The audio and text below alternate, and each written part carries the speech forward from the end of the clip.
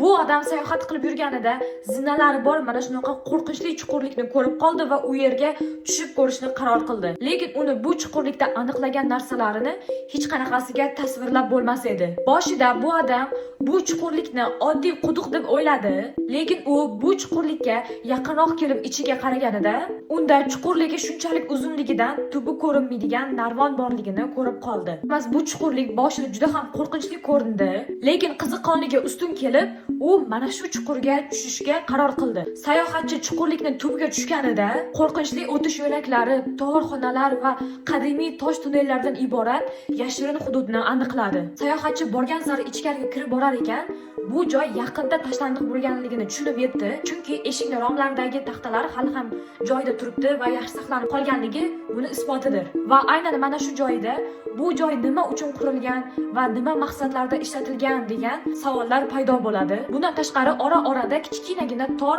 hujralar borligini ham aniqladi va u mana shunaqa kichkina hujralardan bittasida pastki qavatlarga olib boradigan yashirin zinani topib oladi. Bu zinadan pastki qavatga tusharkan, bu yerda endi faqat uzun hech qanaqa xonalarga bo'linmagan yo'lakni topdi va oxir-oqibat yo'lakning oxirida xuddi shunaqa uzun chuqurlikni topib oldi.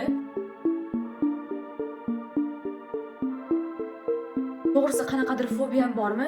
Bu odam kamerani tunnelda ichiga yoki o'sha chuqurliklarni tubiga yo'naltirganda umuman qaray olmadim. Qanaqadir juda ham qo'rqinchli kinodan ham ko'proq odamga adrenalin berar ekan. Lekin eng qizig'i, bu odam qayerga borsa, qayerda videoga olsa yoki sayohat qilsa, u yerning nomini va nima uchun ishlatilganligini juda ham yaxshi bilib tasvirlab o'tgan ekan.